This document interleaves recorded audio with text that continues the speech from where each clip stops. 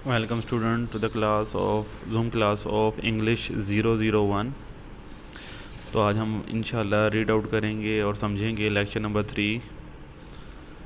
Lecture number 3 में पहला जो हमारे पास जो बेसिक पॉइंट आता है वो है इन्वेस्टिगेशन। जब भी आप कोई भी रीडिंग कर रहे हो, राइटिंग कर रहे हो, ठीक है, किसी भी चीज़ के बारे में, तो एक a good writer is highly investigative in his approach. कोई भी अच्छा राइटर जो होता है वो इन्वेस्टिगेशन ज़रूर करता है, मालूम ज़रूर करता है कि जो भी वो लिखना चाह रहा है उसकी अप्रोच के बारे में। He seeks to find out a minimum the answer of the following question. वो इन 5 सवालों को अपने जहन में ज़रूर रखता है अपनी इन्वेस्टिगेशन करते हुए, ठीक है। तो वो सवाल हमारे पास ये 5 हैं।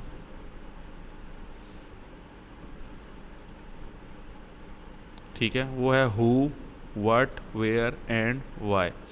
तो हु कौन है, ठीक है, किस बारे में है। व्हाट क्या है असल में। वेयर किस जगह के बारे में या कहाँ के बारे में बात हो रही है। व्हेन किस टाइम जोन के बारे में बात हो रही है। वाई और ये बात, ये जो भी वो लिख रहा है वो क्यों लिख रहा है। और हाउ किस तरह। ये जो 5 सवाल है वो अपने आप से ज़रूर पूछता है कि जब भी एक कोई राइटर कुछ लिखने को बैठता है, ठीक है। उसके बाद हमारे पास ये पॉइंट्स आपके इंपॉर्टेंट हैं, इनको आपने रीड आउट करना है। Social contact, the person who are communicating have to be in touch with other, ठीक है। तो जो भी पर्सन आपके साथ, यानी कि जो कॉन्टैक्ट, सोशल कॉन्टैक्ट उसका अच्छा होना लाजमी है। कोई भी अगर राइटर है, उसको अच्छा राइटर बनना है तो उसका सोशल कॉन्टैक्ट अच्छा होना चाहिए। उसको लोगों के साथ बातचीत करने में कोई भी घबराहट नहीं होनी चाहिए। उसको जो है लोगों के साथ उठना बैठना उसका होना चाहिए, क्योंकि जब आप सोशलाइज़ करते हैं यानी लोगों के साथ उठते बैठते हैं तो तभी आपको जो है आप लोगों के बारे में इन्वेस्टिगेट कर पाते हैं, ठीक है। तो डिफरेंट पर्सनैलिटीज़ आपके सामने आती हैं तो जिनको आप अपनी राइटिंग में यूज़ कर सकते हैं।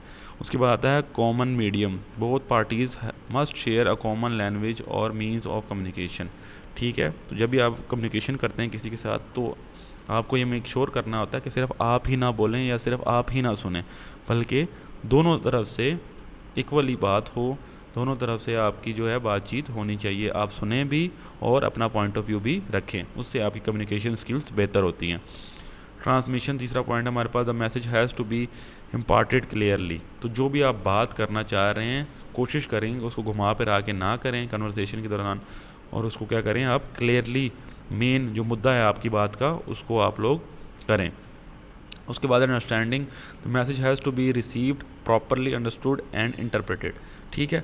तो जब भी आप बात कर रहे हैं वो तो क्लियरली कर रहे हैं, लेकिन जब आप सुन रहे हैं तो आपको इस चीज़ का ख्याल रखना है कि आप एक तो पूरी बात सुने, ठीक है, बात को काटे मत, और जो भी वो बात कर रहा है उसको पूरी तरह से समझ के तवज्जो के साथ उसके बाद अपने माइंड में उसको इंटरप्रेटेड करें कि क्या बात कर रहा है और क्यों कर रहा है। उसके बाद आप सोच समझ के उसको जवाब दें। इसलिए कहा जाता है कि सोच समझ कर बात करनी चाहिए। तो एक जो गुड राइटर है वो इन चीज़ों के, उसकी कम्युनिकेशन में ये चारों चीज़ें बहुत इंपॉर्टेंट होती हैं, ठीक है। तो इन चारों चीज़ों को आपने अपने माइंड में रखना है एक गुड कम्युनिकेशन यानी एक गुड राइटर होते हुए।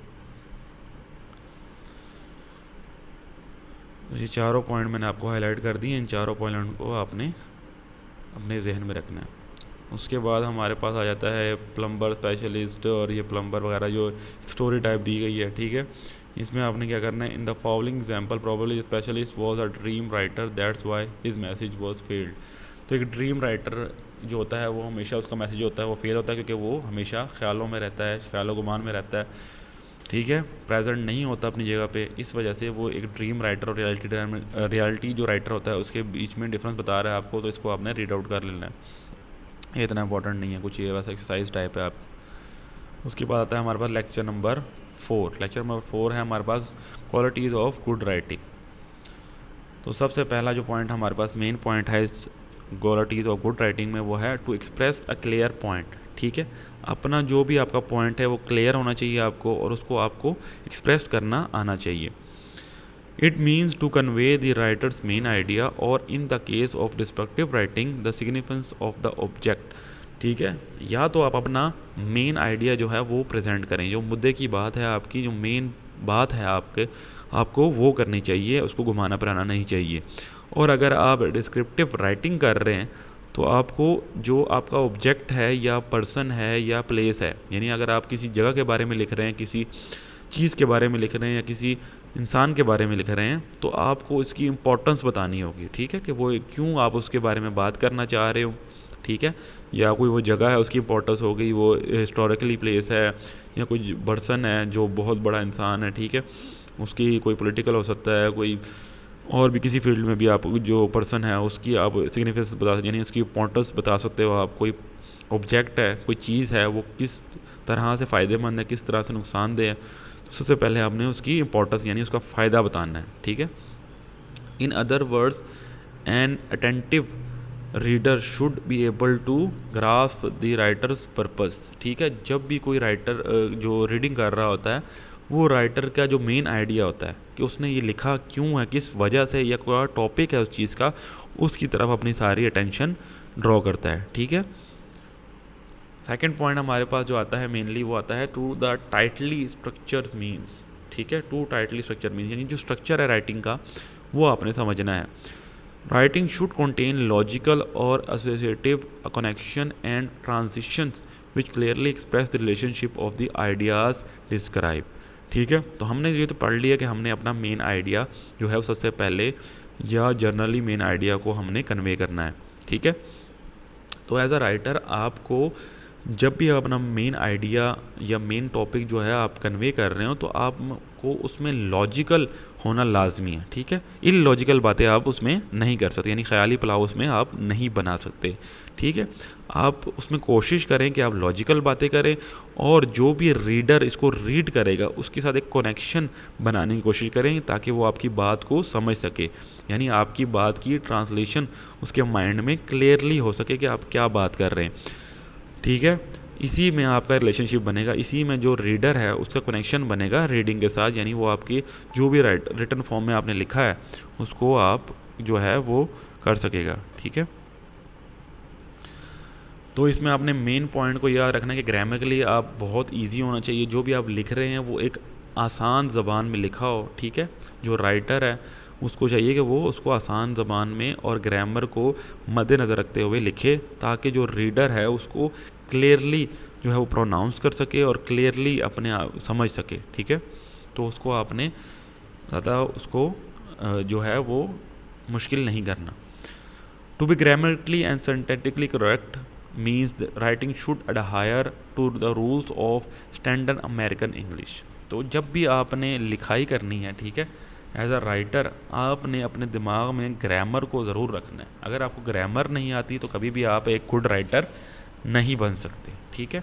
तो आपका जो सिंटैक्स है वो क्लियर होना चाहिए, आप जो भी ग्रामर यूज़ करेंगे वो क्लियर होना चाहिए, ताकि आप जो भी रीडर है उसको पढ़ने में आसानी हो। और ये सारा जो है आपका किस रूल को आपने फॉलो करना है, स्टैंडर्ड अमेरिकन इंग्लिश, ठीक है। यूके की भी जो स्टैंडर्ड अमेरिकन इंग्लिश है वो भी होती है, लेकिन आपने जो फॉलो करना है, जो वर्ल्ड वाइड चलती है वो अमेरिकन इंग्लिश चलती है। तो आपने उसके सिंटैक्स और उसके ग्रामर को फॉलो करते हुए जो भी आपने राइटिंग करनी है। अच्छा जी, इसमें सिंटैक्स और जो हमारी ग्रामर है उसमें इंक्लूड होता है including proper pronunciation, punctuation and spelling, ठीक है। आपकी पंचुएशन जो है वो करेक्ट होना चाहिए, आपको पता होना चाहिए कहाँ पे आपका कॉमा लगेगा, कहाँ पे आपका फुल स्टॉप लगेगा, कहाँ पे आपके वोवल्स वर्ड होंगे, कहाँ पे आपके जो मेन वर्ड हैं उनको आपने डबल कॉमास में लिखना है, ठीक है। आपकी स्पेलिंग बहुत अच्छी होनी चाहिए, ठीक है। कुछ लोग होते हैं जैसे आजकल के वर्ड में जो स्पेलिंग को कम कर देते हैं, ठीक है। कोई भी वर्ड होता है उसको उसकी जो स्पेलिंग होती है उसको 2 या 3 वर्ड में कर देते हैं, तो वैसा आपने बिल्कुल नहीं करना। आपने किसी भी वर्ड को लिखना है तो उसकी स्पेलिंग को पूरा स्पेल करना है, ठीक है। If writer choose to use unconventional syntax they should be able to justify their choices, ठीक है। अगर वो सिंटैक्स से यानी कि जो कन्वेंशनल है, यानी कि जो आम सिंटैक्स है, अगर वो उसको फॉलो नहीं करता एक राइटर, तो उसको जस्टिफाई भी करना पड़ेगा उसी राइटिंग के अंदर। तो आपको बेसिकली जो बताया जा रहा है इसमें ये वो यही बता रहा है कि आप स्टैंडर्ड फॉर्म को यूज़ करें, जो सिंटैक्स स्टैंडर्ड अमेरिकन इंग्लिश है उसको यूज़ करें, और ग्रामरली आपको करेक्ट होना पड़ेगा। उसके बाद है to be substantive, to be interesting होना चाहिए, ठीक है।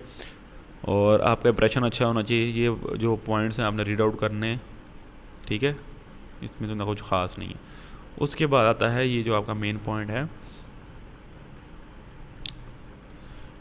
Choose short preliminary conversation word. ठीक है, जब भी आप राइटिंग करते हैं उसको आपने एक लाइन को दूसरी लाइन के साथ जोड़ना है या एक जुमले को दूसरी लाइन के साथ जोड़ना है, तो उसमें आप लोग कुछ शॉर्ट वर्ड यूज़ करते हैं जिसकी मदद से दो जुमलों को आप कनेक्शन करवा सकते हैं। ठीक है, जैसे कि पहला है हमारे पास अबाउट, ठीक है, के बारे में। तो आप किसी के बारे में किसी का नाम लोगे पहले, फिर आप बताओगे अबाउट उसके बारे में। ठीक है, या किसी जगह के बारे में बताओगे, पहले उसका नाम ले लोगे, फिर आप उसके अबाउट में जाओगे। उसके बाद आफ्टर आ जाता है, उसके बाद अनाउंसमेंट हो जाती है, एरर हो जाता है। फॉर एग्जांपल आ सकता है कि आप किसी चीज़ को एग्जांपल के तौर पर बता के समझा सकते हो। होम हाउस यानी कि जो जगह है उसके बारे में बता सकते हो। पे है, दैट इज़ वो क्या है, और यूज़, ये वर्ड आपके जो हैं वो फेमिलियर वर्ड्स हैं, इनको आपने देखना है। ठीक है, ये जो वर्ड हैं ये आपके इम्प्रेस करने के लिए वर्ड्स होते हैं, ये इतने इम्पोर्टेंट नहीं है फ़िलहाल के लिहाज। उसके बाद कुछ एग्जांपल आ जाती हैं, जितने भी हमने वर्ड पढ़े उसको वन बाय वन उन्होंने डिफाइंड किया है, तो इसमें आपने रीड आउट कर लेना है ताकि आपको उसकी बेहतर समझ आ सके। जैसे कि बिफोर के बारे में लिखा गया है, after our perusal of preeminent data the conclusion is electric market exist for subjective property. ठीक है, तो the answer is the data we studied show that the your property is profitable and highly demand. ठीक है, तो अगर पहले आपने लिखा है कि आपने उसको ऐसा लिखा है कि आपकी एक प्रॉपर्टी है, ठीक है, तो उसके बारे में आप पूरा आपको डाटा देते हो, पूरा समझाते हो, तो उससे बेहतर है कि आप क्या लगाओ, आफ्टर क्या लगाओ, the data we study should be property is profitable. यानी जो आपकी पॉजिटिव चीज़ें हैं उस प्रॉपर्टी के बारे में, कुछ बारे में, उसको आप पहले आप उसको बयान कर दो, ताकि जो भी आप क्या कम्युनिकेशन कर रहे हो या कोई रीडर है आपको जो रीड कर रहा है वो जो है आपको बेहतर समझ सके। ठीक है, और उसका इंप्रेशन पड़े आपके साथ। उसको आपने रीड आउट कर लेना है, सारी एग्जांपल दी गई हैं इन चीज़ों की। ठीक है, नेक्स्ट जो हमारा टॉपिक है वो है lecture number 5, qualities of good writing. Be complete, include all the necessary facts and background information to support the message you are communicating. ठीक है, कोई भी मैसेज देने से पहले आपको उसके फैक्ट्स और बैकग्राउंड पता होना चाहिए, यानी जो आप बात कर रहे हैं क्या वो लॉजिकल है या इलॉजिकल है, क्या उसकी जो हिस्ट्री है वो ठीक है या नहीं। यानी कि आपने ख़ुद से कोई बात नहीं करनी, सबसे पहले जो आप बात करना चाह रहे हो वो प्रॉपर होनी चाहिए। ठीक है, उसके पीछे आपकी रिसर्च या होमवर्क होना चाहिए। ठीक है, उसके बाद आपके पास फैक्ट्स और बैकग्राउंड उसका आपको पता होना चाहिए। अगर आपको कोई काउंटर क्वेश्चन आता है तो आपको उसका जवाब देने में आसानी हो, ताकि जिससे आपकी जो कम्युनिकेटिंग स्किल हैं वो इम्प्रूव होंगी। ठीक है, उसके बाद है be concise, keep in mind the reader's knowledge of the subject and their time constraint. तो सबसे पहले अगर आप जो राइटिंग कर रहे हैं उसमें जो आपके पास पॉइंट आता है वो कॉन्साइज का है, जो कंप्लीट हो जाएंगे आप। ठीक है, कॉन्साइज का मतलब है कि आपको ये पता होना चाहिए कि जो रीडर्स का नॉलेज है, यानी कि जो जिसके लिए किताब आप जो आपकी ऑडियंस है बेसिकली, ठीक है, जिस टारगेट ऑडियंस आप देख रहे हो उनका नॉलेज कितना है। ठीक है, तो उनमें कितना नॉलेज है उस हिसाब से आपने उसको लिखना है। जो सब्जेक्ट आप या जो भी आपने टॉपिक चुना है, ठीक है, जिस सब्जेक्ट के बारे में आप लिखना चाह रहे हो उसका नॉलेज आम पब्लिक में कितना है या टारगेट ऑडियंस में कितना है। ठीक है, और उनके पास वक्त कितना है पढ़ने के लिए। ठीक है, उस हिसाब से आपने अपनी जो राइटिंग है उसको कॉन्साइज करना है, यानी कि थोड़ा लिखें लेकिन अच्छा लिखें। ठीक है, convey the information as quickly and easily possible. अपनी जो भी इन्फॉर्मेशन है उसको आपको जल्दी से, यानी कम लफ्ज़ में और ईजिली यानी कि आसान लफ्ज़ों में, ठीक है, कन्वे करना है जितना भी आपसे पॉसिबल हो सके। कीप इन कॉन्साइज और short so that it may serve a life saver. ठीक है, तो जैसे कि आपको पता है कि जो रीडर्स हैं उनके पास वक्त थोड़ा होता है, यानी किसी भी चीज़ में आप बहुत जल्दी उसको छोड़ देते हैं। इसीलिए कि आप कोशिश करें कि आप इसको शॉर्ट रखें और इजी रखें, ताकि जो भी आपका रीडर है वो आपको मैक्सिमम टाइम दे सके, उसका इंटरेस्ट बिल्ड हो जाए। फोर्थ पॉइंट हमारे पास है be creative, use different formats, straight narrative to communicate your message, question and answer format, graphic, इंडल्टिक एक्सेट्रा। तो जो भी आप फॉर्मेट लिखना चाह रहे हो कोशिश करें कि उसमें आप क्रिएटिव हो। ठीक है, क्रिएटिव किस सेंस में हो सकते हैं, अगर आप राइटिंग कर रहे हैं तो आप किसी बारे में बता रहे हैं तो एट द एंड उससे एक क्वेश्चन करें। ठीक है, एट द एंड आप एक क्वेश्चन डाल लें ताकि जो रीडर है वो सोचने पर मजबूर हो जाए। जब वो उसको रीड करेगा ना, ठीक है, वो तो अपने माइंड में ले रहा है कि हाँ जी ये पॉइंट इस तरह है, या कोई भी कहानी है, कोई भी चीज़ है, वो उसको उस तरह ले रहा है। लेकिन एट द एंड आप एक क्वेश्चन जब छोड़ेंगे ना, तो फिर वो अपने माइंड में उसको इंटरेस्ट पैदा होगा कि हाँ जी अगर ये क्वेश्चन मुझसे पूछा गया तो मैं इसका क्या आंसर दूंगा। ठीक है, और अगर जो राइटर है उसकी जगह होता, वो क्या आंसर करता, वो भी आप उसके लिख सकते हैं। ठीक है, जिस तरह हमारी बुक्स में होता है, छोटे बच्चों को हम बुक्स पढ़ाते हैं तो पहले हम उनको एक चैप्टर पढ़ाते हैं, ठीक है, उसके एंड में क्वेश्चन आंसर होते हैं या खाली जगह होती है, ताकि उनका इंटरेस्ट बिल्ड हो कि उन्होंने जो पढ़ा है उनमें उनका इंटरेस्ट था या नहीं था। अगर इंटरेस्ट नहीं होगा तो वो भूल जाएंगे। ठीक है, जब वो पढ़ेंगे और उस क्वेश्चन के आंसर्स करेंगे तो उनको दोबारा से वो चीज़ रिवाइज हो जाएगी और उसमें वो इंटरेस्ट ज़्यादा लेंगे। तो ये जो हमारी बुक्स में जो ये फॉर्मेट यूज़ होता है, ये क्रिएटिव फॉर्मेट यूज़ होता है। ठीक है, ताकि ऑडियंस ज़्यादा से ज़्यादा इंगेज हो सके और रीडर जो है वो इंगेज हो सके। उसके बाद है बी कॉन्सनट्रेट, ये पॉइंट भी आपने रीड आउट कर लेना है। Point number 6, be correct by checking all your information is accurate and timely. जब हम लिखते हैं तो हमने होमवर्क किया हो या रिसर्च किया हो वो हमारी सही है नहीं है, ये आपने एंड में चेक करना है। जब आप एक जो अपनी इन्फॉर्मेशन या जो भी आपका टॉपिक है उसको लिख लेंगे, उसके बाद आपने उसकी चेकिंग भी लाजमी है। यानी कि जब भी हम कोई सॉफ्टवेयर बनाते हैं या कोई भी हम मशीन बनाते हैं तो हम उसकी एट दी एंड टेस्टिंग करते हैं। तो जब राइटिंग में जो है वो आपकी करेक्शन होती है। ठीक है, आपने चेक करना है कि जो भी आपने चीज़ लिखी है वो फैक्ट और फिगर जितने भी हैं वो ठीक है या नहीं ठीक। ठीक है, आप कोई डेट डाल रहे हो या किसी की डेट ऑफ बर्थ है या किसी के कोई भी मतलब तारीख़ी मकाम है उसकी कोई चीज़ डाल रहे हो, किसने बनाई, कब बनाई, वो फैक्ट्स एंड फिगर उस टॉपिक के बारे में आपके करेक्ट होने चाहिए। ठीक है, डबल चेक योर स्पेलिंग, 2 बार आपने चेक करनी है अपनी स्पेलिंग। ठीक है, डबल चेक इस तरह इसलिए कि आप एक बार छोड़ सकते हैं, इसलिए वो कहता है कि डबल चेक करें अपने स्पेलिंग को, पंचुएशन को और ग्रामर को, जो कि बहुत इंपॉर्टेंट है।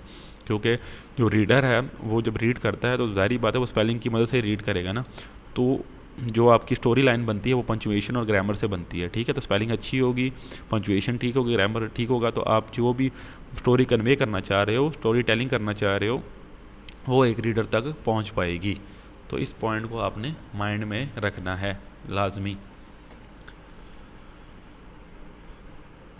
उसके बाद हमारे पास आता है lecture number 6, the process of writing. ठीक है, आई थिंक ये हमारा आखिरी लेक्चर है आज का, जो आज इंक्लूड करेंगे। Invention, a writer keep surprising himself, he doesn't know what he is saying until he sees it on the page. तो कभी कभार हम क्रिएटिव राइटिंग भी करते हैं, उसमें क्या होता है, इनोवेशन हो जाती है। ठीक है, तो राइटर को पता खुद भी नहीं होता वो क्या लिख रहा है। जब वो लिख के, यानी जैसे शायर होते हैं, ठीक है, वो ज़्यादातर लिखते रहते हैं, फिर उसके बाद कोई चीज़ बनाते हैं। ठीक है, जब आप पहली बार लिखेंगे तो जो आपका जो पूरा स्टोरी स्ट्रक्चर बनेगा शायद वो सही ना हो, लेकिन आप जब बार बार लिखेंगे तो आपके जो स्टोरी स्ट्रक्चर है वो एक बहुत ही प्यारी शक्ल में आ जाएगा। ठीक है, जब आपकी टेस्टिंग वगैरह करेंगे, जो आप उसकी पंचुएशन करेंगे, ग्रामर करेंगे, स्टोरी टेलिंग उसकी करेक्ट करेंगे और फैक्ट एंड फिगर्स चेक करेंगे उस चीज़ के बारे में जिस बारे में हम लिख रहे हो, तो आप अपने आप को ही सरप्राइज़ कर सकते हो। ठीक है, कि राइटर अपने आप को भी सरप्राइज़ करता है बार बार, लेकिन जब तक वो लिखेगा नहीं, पेज पे उतारेगा नहीं, उसको वो चीज़ नहीं मिलेगी जो वो चाह रहा है। उसके बाद है आपकी एग्जांपल है, ये पूरी आपको स्टोरी दी गई है, ये थॉमस विलियमसन की। ठीक है, वो आपने करनी है, इसको रीड आउट कर लेना है, एक एक्टिविटी है आपके पास। अच्छा जी, उसके बाद है व्हेन स्टार्ट टू राइट। ठीक है, एक जर्नलिस्ट से आप क्वेश्चन पूछते हैं, हु व्हाट वेयर, जो हमने पहले पढ़ा था, अब उसको हम लोग डिटेल में पढ़ेंगे। तो when you start to write, कब आप लिखना शुरू करते हैं। You can try text book format. सबसे पहले हम क्या कर सकते हैं, टेक्स्ट बुक फॉर्मेट को लिख सकते हैं, जिस तरह हम किताबें स्कूल या कॉलेजेस में पढ़ते हैं। स्टेट योर थीसिस, जो आपकी थीसिस वगैरह होती हैं, जिस तरह आपके पास एक्टिविटी वगैरह मिलती है या असाइनमेंट्स मिलती हैं, उसको ले लें, उसको लिखना शुरू कर सकते हैं आप। राइट एंड आउटलाइन, उस चीज़ की आउटलाइन लिख सकते हैं। ठीक है, वन लाइनर जिसे हम कहते हैं। स्टार्ट दी फर्स्ट ड्राफ्ट, जो पहला हिस्सा है उसको लिखें पहले और फिर देखेंगे कैसा लिखा आपने। रिवाइज एंड पॉलिश, उसको रिवाइज़ करें और उसको बेहतर करने की कोशिश करें। But that often doesn't work, लेकिन इस तरह ये काम ज़्यादातर नहीं होता। Instead you can try one more thing of these strategies, हम इससे एक और अलग कोई भी स्ट्रैटेजी यूज़ कर सकते हैं, प्लान यूज़ कर सकते हैं। Ask your self what your purpose is for writing and about the subject. ठीक है, अपने आप से क्वेश्चन करें आप कि आपका मकसद क्या है इस सब्जेक्ट के बारे में लिखने का, तो आपको एक बेहतर आंसर मिल सकता है। दूसरा क्वेश्चन जो आप अपने आप से कर सकते हैं, ask yourself how are you going to achieve this purpose, जो भी चीज़ आप अचीव करना चाह रहे हो आप किस तरह करेंगे, ये सवाल अपने आप से पूछें और उसको राइट डाउन करें। उसके बाद हमारे पास क्लस्टरिंग की ये पूरी एग्जांपल है, आपने इसको भी रीड आउट करना है, ठीक है।